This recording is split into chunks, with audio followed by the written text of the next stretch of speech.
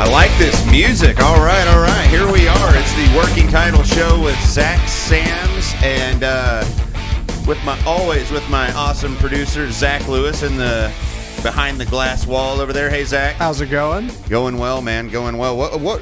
Who are you playing there? Is that Hair Rock 3 or something? That is Rock On. That's the name of that track. Yeah. Oh, they must be a new band. I hadn't heard of them. You got it. Hopefully they're coming to town soon. Do you like Rock On? No, not really. No? Oh, God. Well. Bunch of haters in there. Yeah. Apologize. That's right up my alley. That was good music, Matt. Thank you, or Zach. Thank you for that. Happy to help. So, Matt or Zach, it's been a while since we've recorded. It's been a minute, Zach. Yeah, definitely. It has. So the summers are weird, but we're glad to be in here. We've got a great show. We have a great guest, and I'm excited to have Matt Brown. He's the team lead for Dynamic Estate Team with Coldwell Banker Apex. Matt, thanks for being on the show today. How are you? I'm doing awesome. Thank you. Thank you for having me. Absolutely. So, Matt, you're in the residential real estate business, correct? Absolutely. Yes. And you sell and help people buy homes, right? And so, tell us what areas of the market you're in. We're really all over, and when I say that, we really mean it. I will say if there's one county that we could probably cut out that we're not just there, we don't have a huge presence, it'd probably be Denton County, but we are actively in Dallas, Collin, and Tarrant County. I mean, what do you have against Denton County? That's my favorite county. Nothing. Yeah. We haven't really been able to drum up any business up there as much as we would like. We have done business up there. I think we've closed about 4 or 5 deals, but as far as putting a presence out there, it's just hasn't been something we've gotten enough out of to really market. It's a bunch of college kids up there. Everybody's renting. That's I know. That's the other thing too. Yeah, I'm hoping to get out of the renting and have my own home someday too. So me three, Zach. Yeah. So Tarrant, Dallas, Collin County, those are your areas. So Matt, before we get into all about your real estate, you're kind of a local hero in a couple markets. I've been doing some research, and state champion quarterback for the Allen Eagles. Yeah, it was back in 2008. We had a great run, and our whole team contributed to that success, and it was our first state title. And I think now in Allen, it's expected if you don't win a state title, it's a failed season. So everybody in Allen's like, if we could just get Matt back in uniform. Oh no, there was a couple guys that passed me and that did an awesome job. Kyler Murray he broke every record I think I even had, and so he kept that legacy going. But our past and Allen with my family and our friends have always been something that's very dear and special to me. So it's always great to go back there and do business and help out there as much as we can. Nice, that's cool. Yep. And but you're not only a local hero in Allen, not too far away in Fort Worth. Weren't you a quarterback for the TCU Horned Frogs? Yeah, I played a little bit at TCU. It was a lot of fun. We had a great experience there too. I got there at a really awesome time where we were kind of transitioning from the Mountain West to the Big 12. We went to the Rose Bowl, was a part of that whole experience, and that was something I'll never forget. Having my family there, being there to enjoy that entire thing, and us winning was just that had to have been out of this world. Oh, it gives you chills just thinking about it. That whole experience actually, being coached by Coach Patterson, I think is the reason why I'm sitting in this chair right now talking to you about business and everything. I learned a lot about life at that school, and I had fun too as well. We had a couple good years there, and I really enjoyed being there. It was a lot of fun. That's exciting. It's such a pretty part of the Metroplex over there. It's gorgeous. Absolutely. So before we get into, I want to come back to that on how your time at TCU with Coach Patterson has helped you in your career. But I got to know, man, at the Rose Bowl, being on the field with all those people around, that had to have been. It was. That was the biggest environment you'd been in for a game, I would think, 'cause that's a pretty big crowd, right? Or was there another? We were there at Texas at Thanksgiving. I think there was more people there, but as far as the environment and the stakes and everything that was on the line at that Rose Bowl game, and us trying to prove that we belonged there. We belong there, and we're not just some Mountain West, That's kind of that thing, right? In college football, that somebody's always thinking like, they're not supposed to be there. Right. Yeah. Well, we've always been the underdogs at TCU. Yeah. I mean, we were always the guys that were, never picked to do anything. I mean, doesn't matter what we do, if we were ever undefeated or ever did anything, we were still number 25 going into the season. I mean, that's just how we were. And that's, to be honest, when I was there, that's how we liked it. I mean, we didn't like to be a chip on your shoulder kind of thing. Well, that's how we were. Yeah. That's how the whole team was. So, that experience, it still gives you chills just thinking about running out of that tunnel at the Rose Bowl, the granddaddy of them all. I mean, that was cool, man. I bet. That sounds very, very exciting. So you finished your football career at TCU, and then you Did you go straight into the real estate business, or did you do anything in between? I did not go straight into the real estate business. Actually at that point in time, I got out, I graduated early, had a couple injuries that really kind of plagued me. I got switched over to receiver, was really kind of in a great position to really contribute to the team at that point at receiver, broke both my feet. Oh, man. Ended up meeting my wife. Yeah, it was really kind of a freak deal. I never got injured. At the same time? Well, I broke my right foot, got healed up, did the surgery, did everything, and then the first day I got back, broke my left foot. I was out bizarre. I was out for like 8 or 9 months for 2 very simple fractures that could have been, I wish I would have broken both at the same time. It would have been a lot easier. But I met my wife, I had my degree, and I was ready to get started. And it took me a little while to get going. I proposed to my wife, so I had a wedding to pay for, so I kind of did some odd jobs here and there. But sure, real estate was always my passion. I had a huge passion for making sure I never put a ceiling on my ability on what I could do or what my potential was. I wanted to always make sure that the deposit that I put in my bank account every single day, whether it was no money, just the sweat equity that I was going to put in, eventually I would get that out. Right. And that's why I did what I did. And it's going well for you, and I want to talk about that when we get back on. And I do want to hear about how you correlated, what you learned from your coach into your everyday life. I would assume now, right? Yeah, absolutely. We have Matt Brown with us again. He's the team lead for Dynamic Estate Team with Coldwell Banker Apex, and we will be back in a moment.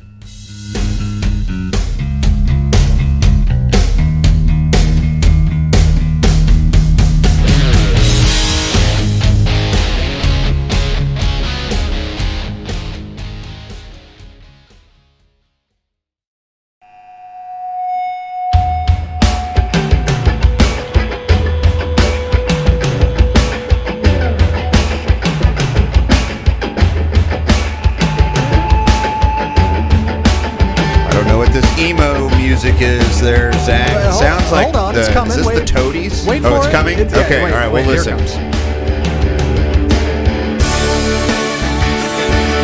yeah, you're not kidding. That's good. Yeah. It's got a little something. It's got a hook. That's pretty good. That's pretty good. Bad. Who was that? Toadies Wannabe 2? Alabama_rock. Yeah, in all caps. That's where that came from. Yeah, it's a good one. We play all the good bands here. I like it. Yeah. Lots of fun. Thank you, Zach, for that.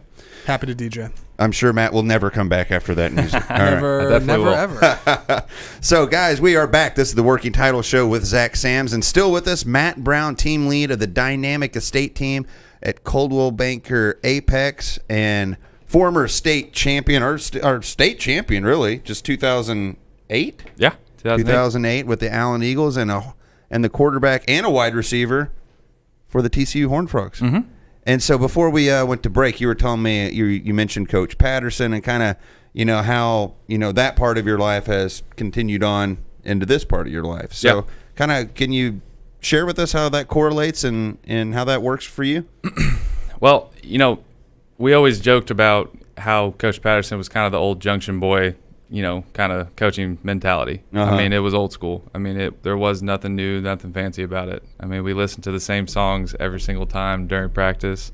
You're going to share one of these songs? Was it that one? Was it the Toadies? No, it was close. Okay. It was close. Alabama Rock? I forget the name of it. I remember one time, it was a funny joke. I was heading over there for 2 days. Uh-huh. And I was heading back from home, and it was a glorious 5-day break. Yeah. I mean, I was just like, gosh, I just have a 5-day break. And 2 days is hell. Yeah. I mean, that is the closest thing to that I've ever seen in my life. I mean, that's rough. Especially Division I, 2 days. Right, yeah. and the song that comes on that Coach Patterson plays for every practice came on my radio, and I almost kicked my radio in on the way to Fort Worth. But it was funny.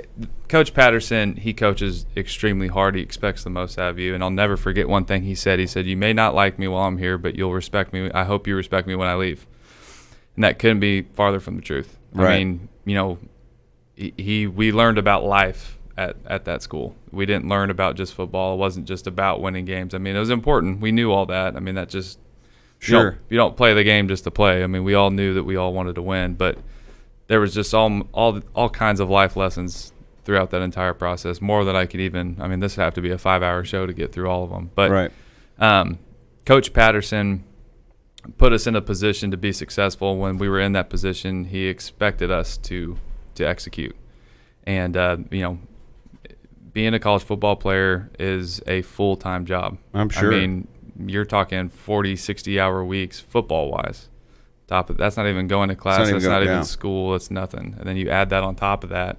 I mean, it really takes a lot out of you, 5 a.m. to 10 p.m. Where did you spend more time when you were with football? Was it like, watching film, or was it actually on the field practicing, or just was it a combination of all of that? It's a combination of both. I mean, I can remember our 2-day schedule like the back of my hand. I mean, you wake up at 5 a.m., 5:30, you're heading over, you got, taping, you got, film at around 7 o'clock. You got to get a quick breakfast in. You're watching film from 7 to 9. You got to walk through at 9:30. From 9:30 to about 11, you have a little walkthrough practice, which isn't a walkthrough; it's a practice. I mean, it's not a full on with a ball. Was this before school even started? Yeah, this is 2 days. So the summer break was a lot shorter for you than other students. The summer break is fun. I mean, but you're still up there trying to get extra film if you can. Yeah.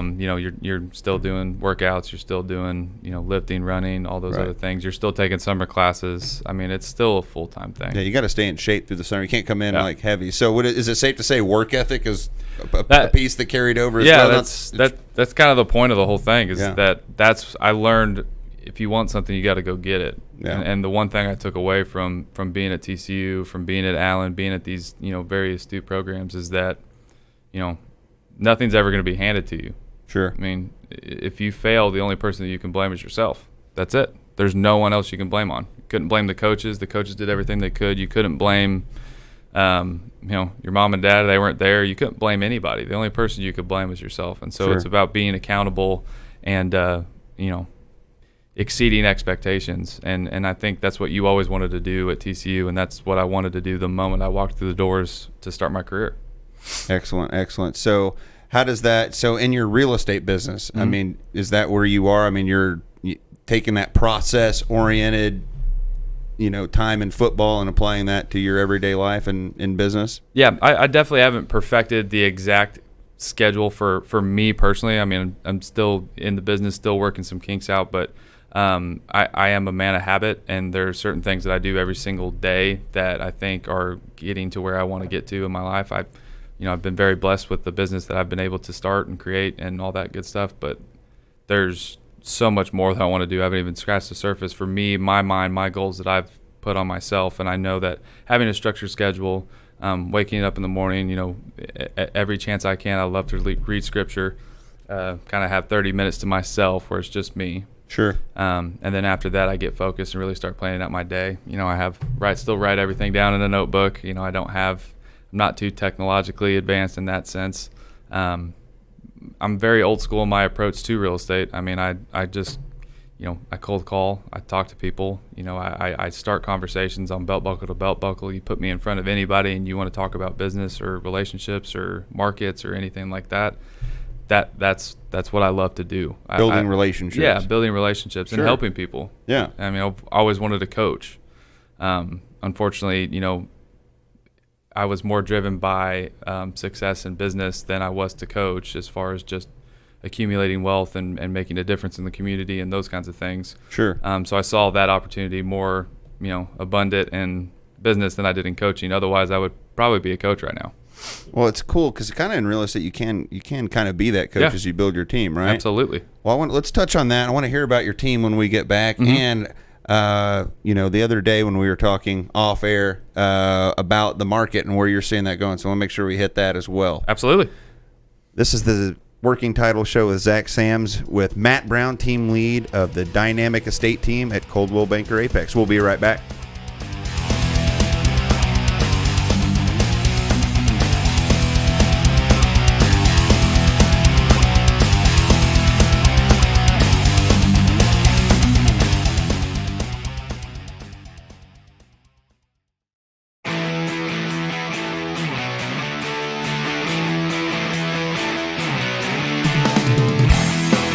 I like this. This is like the outfield. Yeah, and I love the outfield.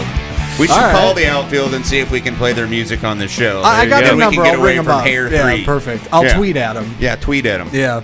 I love the outfield. That's good stuff. Oh, wait, we're on the air. Hey, sorry. This is the Working Title Show with Zach Sams, and he stayed on for one more segment. Matt Brown, team lead of the Dynamic Estate Team at Coldwell Banker Apex. So, Matt, Dynamic Estate Team, how'd you come up with that name? We really did is what my wife did, I guess. Let me just say that because she's definitely way much better than me when it comes to little quirky things like that. But the dynamic meaning is what we did, is we went off of that. The dynamic meaning means, characteristic by change in activity or progress, a force that stimulates change or process with a system or process. And so that's kind of what we do. I mean, every day we're trying to change people's lives. I mean, a lot of people like to talk about, hey, it's a hot market. Hey, you've bought 10 homes. Hey, you bought 12 homes. I don't care if you bought one home. It's one of the biggest purchases you'll ever make in your entire life. Right. Okay, it's a change too. Are you moving for a job? Are you coming here for business? I mean, what are you doing? Is it a great investment? Do you have an opportunity to buy? Are you growing a family? Do you have a kid? I mean, everybody's situation is different every single day, and we love that. I like those questions, and it just made me think, do people sometimes, they don't always really know what they want until somebody asks them some of those questions. They don't really think about it, I mean, you got to move, but oh wait, yeah, that is important. I didn't even think about that. When we talk to our clients in the very beginning at the listing appointment, if we're selling a home or if we're buying a house, I mean, that first initial conversation, I call it the game plan, and it's from start to finish. It's kind of a football. That's a football deal. Coach Patterson. Yeah. It is a game plan. It is structured. It is 100%. What are your goals? What are you trying to accomplish? What are you trying to net? Where are you going? How are we going to get you there?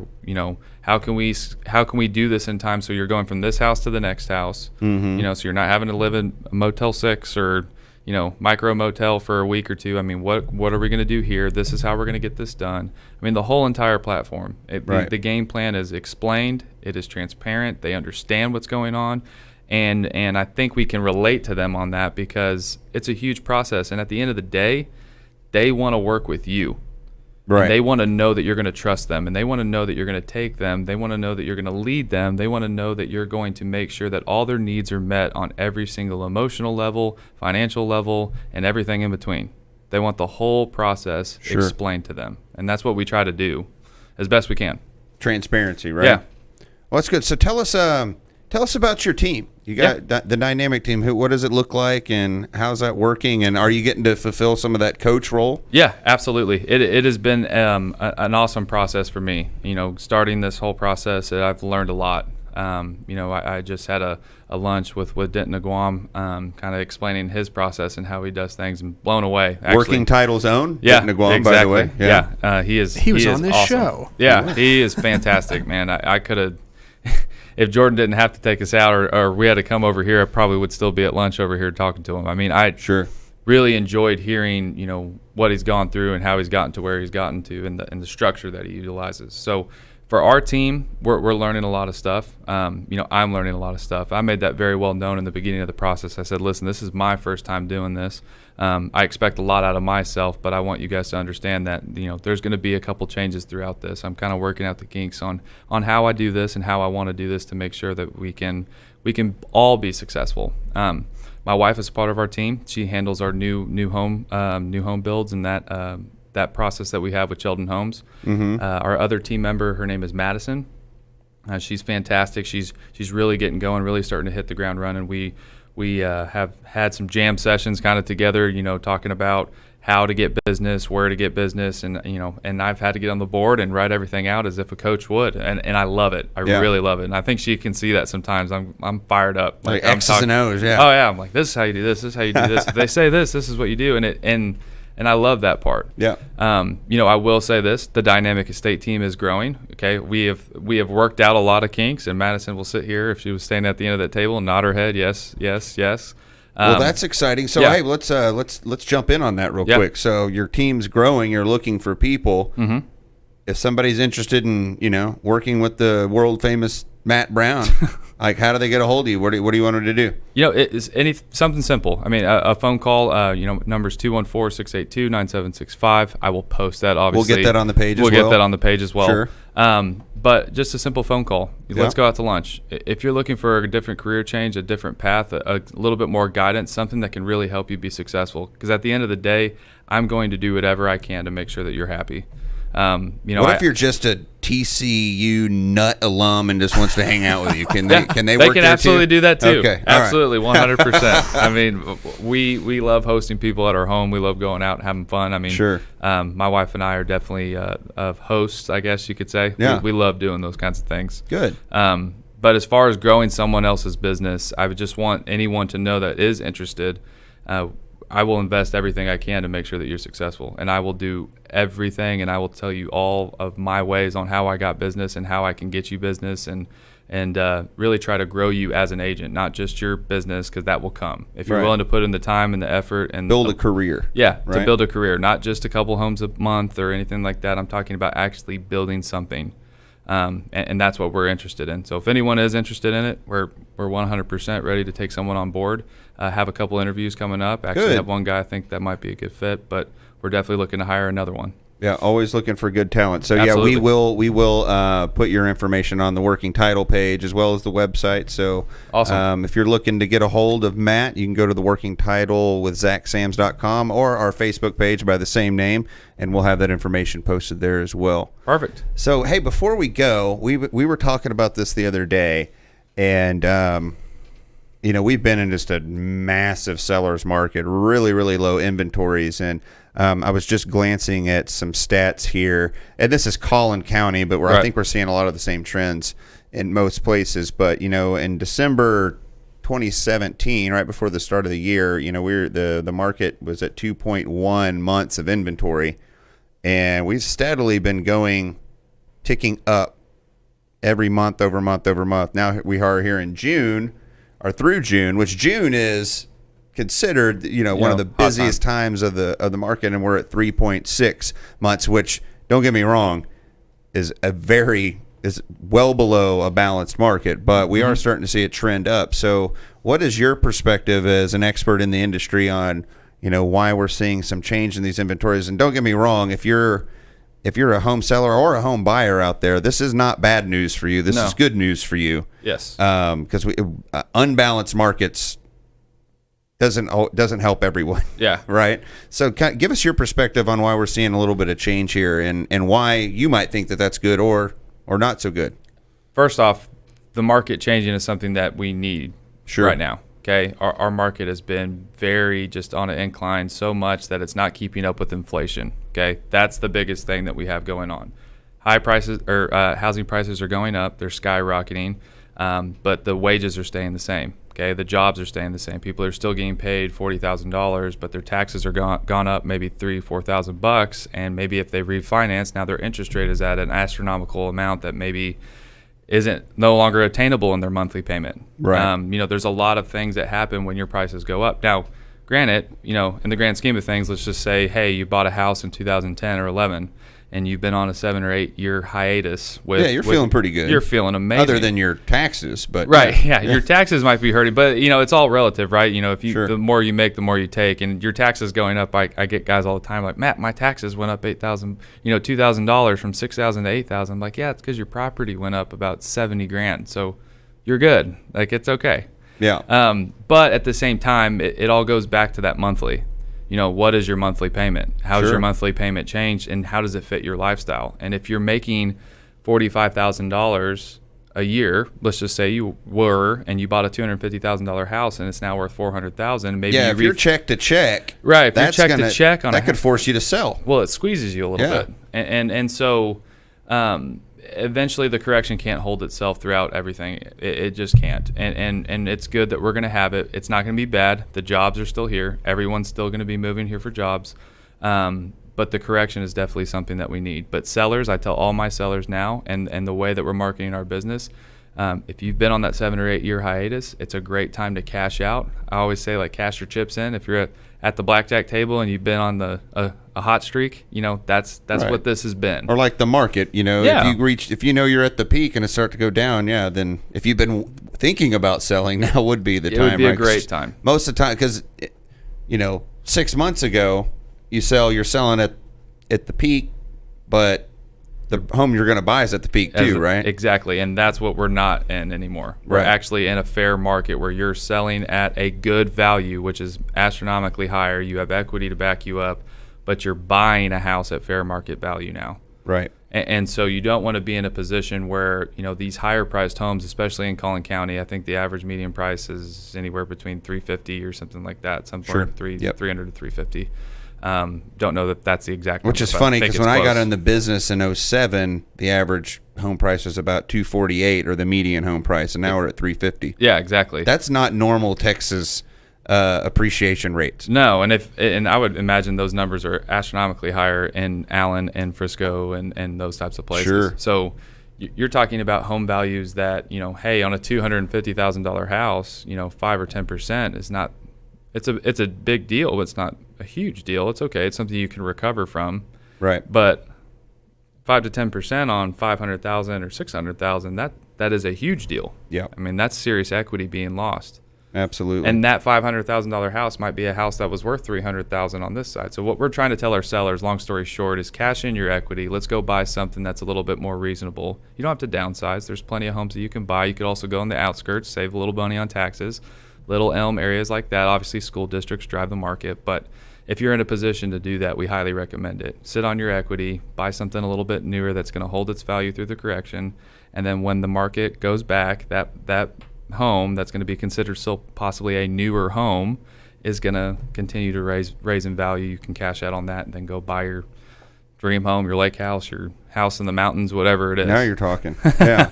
So, real quick, what's driving this correction? Is it interest rates? Is it new builds? Inventories are getting up. Are people just saying enough's enough? I'm not paying that much anymore. Right. Like what? Because we know the people are still moving here. So what's causing the correction, as you call it, where we're starting to see the inventory start to build up towards normal levels? Interest rates obviously scare everyone. A lot of people don't know, and a lot of people that are in a position to buy, and the new millennials don't know that 10, 20 years ago, it was like at 10% or 8% or 9%. It was we're still at historic lows. Yeah, we're still doing a great job, and we don't foresee that happening at all. Right. We don't see it going as low as it got to 2.5 or 3% like it did, but we don't see it jumping up to double digits or anything crazy like that. So we're going to be in a very consistent market when it comes to buyers. Right. But what I think is really driving the correction is there's so much inventory now. We've now maxed out our inventory, whereas everyone was looking to buy. The sellers weren't really selling, so they had to drive money through building and through doing all this other stuff and developing homes and doing everything else, where there was enough inventory for people to buy and capture. Because at the point, there wasn't enough inventory. I mean, you're having multiple offers on new builds. Sure. I mean, there's crazy stuff like that. Yeah. So do you think the inventories will push up to 6 months? I hope the inventories don't push up to 6 months. I think the 3 to 4 month range is going to be good for the market, just to kind of let it cool down and just still kind of hot, settle down. but not nuts. Yeah, still hot, still reasonable. Right. Is the best word I could say, because you would lose a listing appointment as an agent if you couldn't sit there and guarantee that you were in a multiple offer situation on day one. Right. I mean, now you're educating yourself. Listen, this is what it really is like. I mean, this is realistically how this is done. And again, you could still have multiple offer situation. Your house is priced right; it will sell. Sure. But if you're looking for that price that you need, it's going to take a little bit of time, and that's okay, and that's fine. I mean, average days on market before I got into the business around 2007, 8 or 9 or 10. Even before that, you're looking at 35, 60, 90 days. I mean, and that was okay. That was expected. Yeah. And then this kind of changed everything for us. Yeah, under 20, this craziness. Yeah, if you're having sold, I had people, literally buyers at a $200,000 price point that it was on the market for 3 days, and she asked me what was wrong with it. And I said, nothing. It's been 3 days. You're fine. Yeah. Everything is good. Don't worry about that. And that was over a holiday. Right, exactly. And so they went active on Monday. I mean, it's crazy things like that we need it to cool off a little bit to kind of get a realistic value of what's really going on. And get expectations back to reality a little bit too, right? Yeah. And it'll go back up again. We're just in a crazy, awesome area. I mean, it is just hotter than it's ever been, and it's going to continue to do that. I mean, But we do need a little cool down before we take our next big jump. Sure. And I think everyone will be more prepared for that when it happens. Very cool. Very exciting. And great information, Matt. Thank you so much for that. So before we kick off here, share with, how do we get a hold of you if anybody has questions on selling their home, buying a home, or just in real estate in general? How do you want them to reach out to you? Yeah, I have my phone on me 24/7. You will never see me without it. And if I don't answer in 5 minutes, other than this show, I'm probably should call my wife because I'm probably dead or something. Right. So 214. Or don't call your wife. Yeah. Exactly. She might be standing over you with your phone. Exactly. Yeah. She's got it. When we first got married and I first got in the business, it was somewhat of a problem. But I pride myself on answering my phone. And, sure. And if anyone ever needs me, I'm always there. So my phone number is 214-682-9765. It will be on the page. Sure. And then my email is MatthewBrownCB, C as in Cobble, B as in Banker, @gmail.com. We also have a website that I'll post on the page as well once this thing goes live. So we'll get that going. And I'm always here if anyone ever needs me. Our team takes a lot of pride in what we do every single day, and we're going to continue doing that for a really long time. That's exciting, Matt. We wish you success, and we look forward to. We'd love to have you back on the show. Of course, awesome. Anytime. Well, thanks for being here, and this was the Working Title Show with Zach Sams, and a special thanks to our guest, Matt Brown, the team lead of the Dynamic Estate team at Coldwell Banker Apex. Thank you guys for having me. You got it, Matt.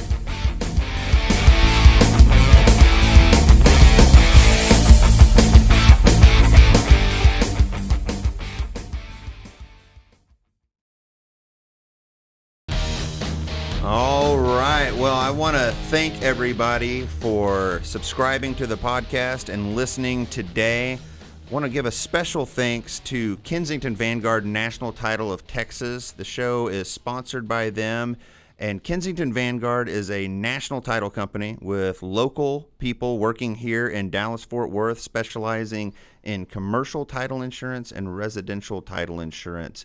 Kensington Vanguard will handle your escrow needs as well as your title insurance and your closing services. So you can go to the website at www.kv-lonestar.com to find our locations and our contact information. And we appreciate you using Kensington Vanguard National Title of Texas. We look forward to seeing you next week, where we will be talking about solar energy in the residential and commercial spaces. And we are really excited to hear about that. Something I wanted to know about, so I'm really excited to hear more about how that works. So we'll catch you next time on Working Title with Zach Sams. Thank you.